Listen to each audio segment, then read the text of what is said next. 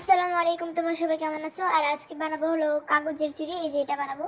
আর তার জন্য এখানে আমি নিচ্ছি একটা খাতার পেজ, যেহেতু সাদা কালার খাতার পেজ দিয়ে বানাবো তার জন্য নিয়ে নিলাম। এখন এটাকে লম্বা করে কেটে নিয়েছি। এখন এগুলোকে পেঁচিয়ে রোল বানিয়ে নিব। রোল মানে হলো কাঠি বানিয়ে নিব। এইভাবে চিকন চিকন এক মাপের কাঠি হলে ভালো, এটাকে আবার সাইজ করতে হলো আমার। এইভাবে আমি অনেকগুলো বানিয়ে নিয়েছি, সবগুলো সমান থাকলে চুড়িগুলো দেখতে অনেক বেশি ভালো লাগবে। তার জন্য এগুলো রোল করতে হবে ভালো করে, তারপর এগুলোকে চ্যাপটা করে নিলাম। আর চ্যাপটা করে নিলে এটা এক ধরনের হয়ে যাবে। আর এখন আমি একটার মাথার ভিতরে ঢুকিয়ে দিচ্ছি, তার জন্য এটা গোল সিস্টেমের হয়ে যাবে। আর এইভাবে আমি সবগুলো বানিয়ে নিব। আর মাঝখান থেকে আমার লাইটটা বন্ধ হয়ে গেছিলো, পরে আবার এটা চালু করে নিলাম।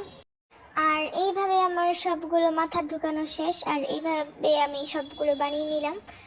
আর এখন যে ওগুলা যে সেরা বেরা হয়ে আছে ওগুলাকে আমার গোল করতে হবে। প্রথমে আমি হাত দিয়ে চেষ্টা করতেছিলাম, তারপরে দেখি যে এরকম হয়ে গেল। এ হলো সবগুলো খুলে গেছে ভেঙ্গি চুরে। এখন যাই হোক, এখন আমার এগুলো সবগুলো বানানো শেষ। আর এখন আমি এগুলাকে আবার ঠিক করব। প্রথমে এগুলাকে আমি চেক করে নিচ্ছি কোনটা ছোট কোনটা বড় হচ্ছে। আবার এগুলো সবগুলো আমি ঠিকঠাক করে সমান করে নিলাম। আর এখন এসে গেলাম সেকেন্ড পার্টে। আর এখন আমি এখানে প্রজাপতি বানাবো। আর প্রজাপতিটা কী করবো তো তোমরা দেখিয়েছই প্রথমেই। আর এইভাবে কেটে আমার প্রজাপতিগুলো বানানো শেষ। 4টা প্রজাপতি বানিয়েছি। আর এখন এগুলাকে একটু রং করব।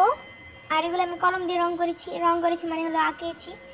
আর এখন আমি এগুলাকে আবার কেচির সাহায্যে এগুলোকে পাপড়িগুলো একটু বেঁকে নিলাম। আর নিচের যে সাদা কালার ওটা নিচে থাকবে, তার জন্য ওটা কিছুই করিনি। আর এগুলোর উপরে আবার বসিয়ে নিলাম। আর এখন আমার 2টা প্রজাপতি বানানো শেষ। আর এখন আমি এগুলোকে চুড়ির উপরে লাগিয়ে দিয়েছি।